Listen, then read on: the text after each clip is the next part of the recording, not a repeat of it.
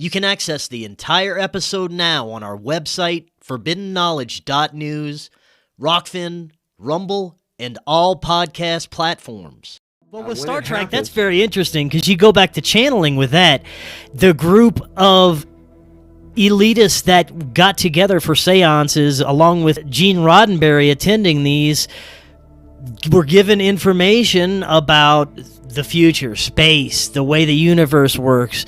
He, in turn, goes to make Star Trek based on these seance and channeling sessions from these group of people by this interdimensional beings called the Nine. So, again, it goes back to, are we being led by forces outside of what we understand? Well, yeah, I mean, to me, we all channel. I mean, I pray every day to this father figure, that I had this mental thing that's sitting on this throne, and that, I could pray what my needs were, and if I got down and was repentant enough and what have you, my needs, when my prayers would be granted. It's channeling any way you look at it. So whether you're in an intellectual or a metaphysical or religious aspect, you're still channeling from something. Or is it the same thing?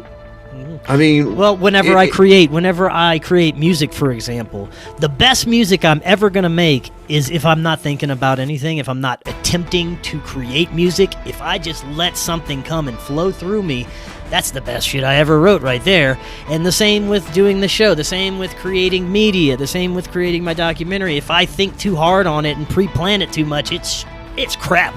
But if I just let it happen and let the energy flow out, it turns out pretty damn good. Right there. Van Morrison, I think, said it the best. He said that, he channels the music. He said that I'll wake up. And he said, and many musicians have said the same thing. I designed a mobile payment system, and I had never designed a system before, but I was plugged into something that, man, it was beautiful. I look back on it. I mean, it was like 8 months that I can't freaking actually recall, but I built this thing. Well, the same with what I just did with this document. This is going to be the first feature film that I ever made. By the way, congratulations on that. Oh, buddy. Thank you so much, man. I was, before I started doing it, I'm like, all right, I got to storyboard this. I got to get it all laid out. I have to have this perfect. I have to know what I'm going to do, know where the music's going to go. And I tried that for like a month and a half, and nothing happened. And I'm like, what am I doing wrong? So then one day I just decided to get up and say, screw it, I'm just going to start playing this thing out as it's supposed to be. And I just started just creating, and it just started flowing and coming to me as I went. And within a month and a half, the thing was finished. And I'm like, okay, so this is what I have to do. You can't, there's some things in life that you can't always pre-plan, especially when it's connected to creativity. Yeah, brother. I'm right there digging on those words, because it's so true. You can't get into that, those theta waves, and it's the amazing thing about this brain, what it has the ability to be a receptor and a transmitter. Yes. Yeah, and I don't know if I have original thought or not, but I'm certainly aware of this. I've become more intimate with this consciousness, and it is a force. It's everywhere, and this is across the board. If you think of our greatest thinkers and inventors and scientists and creators throughout history, they most likely were tapping into this same type of force or energy that just flowed through them in some way. So the construct of our reality has been created from individuals like this, from creative individuals like this. So that reality may have come, indeed, not from these people, but from the universe, if you will. Agreed. I agreed. I mean, you and I'm sitting in here in an air-conditioned home where I'm not in the elements, I'm not in the environment, I have an artificial environment, and I coexist in this environment at the same time. Then why can't I do that on a, whether you want to go on a conscious basis or a spiritual basis? I am more than my flesh. I know that. And as you get older and as you begin to realize The last parental figure in my life passed away last Thursday. And so that generation is, I celebrate their lives. To me, it's like, don't be sad. I mean, when I tell people, when I pass over, I expect a party. In fact, it's already prepared that there will be a party. I mean, I'll be cremated. It's the only way I know to release this within me is through the element of fire.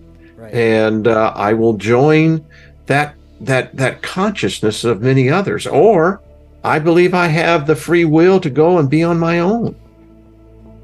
I mean, if I want to be by myself in a void that I can create within myself, I believe we'll have that right. But anyway, that's just me. Yeah. Now, I try to remain open-minded about some of the events that are happening right now. Yes, it's very exciting that our government is telling us, admitting that they have crash craft in their possession and that they've retrieved bodies. Of course, this is it's fascinating to hear. But again, I go back to the level of truth behind it. What is the reason behind them coming forward now, if indeed what they're telling us is the truth, that they have crashed craft? Why are they letting us know? Is it just because there is an eventuality that no matter what, we're going to know from our own accord? I try not to keep my tinfoil hat on too tight. There's a lot of people in this community that believe that the whole UFO thing is completely manufactured, that aliens aren't real, and it's our government trying to pull a fast one like they always do. I think that may be part of it. That may be a piece of it, but I don't think that's the whole puzzle. I don't think that's the big picture. What do you think? Well, I often ask, and I've never heard any government ever say it, are these beings intelligent? No one's told me that, did they have an IQ? I mean, I don't know. I don't agree with Sagan. I agree maybe a little bit more with Hawkins and his point that if there is intelligent life out there, it's most likely one of two things.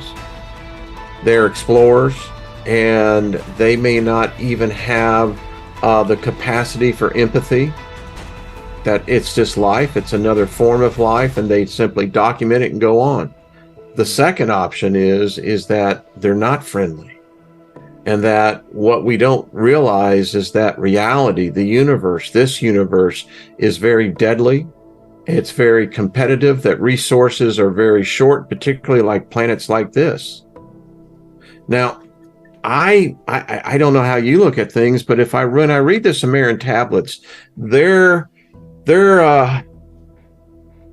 myth and their folklore about the Anunnaki and Enlil and the rest, that had to come from something. And that tells me that I believe that this planet is still an experiment. You and I came from simians, humans. And I don't care what anyone says, people say, oh, no, I didn't come from a monkey. I said, well, they explain the Rh factor in your blood. I mean, tell me how that got into our blood. It's literally in our freaking DNA. Well, why? Well, it's because we came from monkeys. Now, I have a book on my shelf from one professor who believes that we were basically in this zoo. It was a very large zoo. This planet Earth is a very unstable planet to put life to begin with. You think about it, you have earthquakes, you have tsunamis. Our planet's very unstable. He believes what happened was that a group of these simians ate the brains of their co-mates.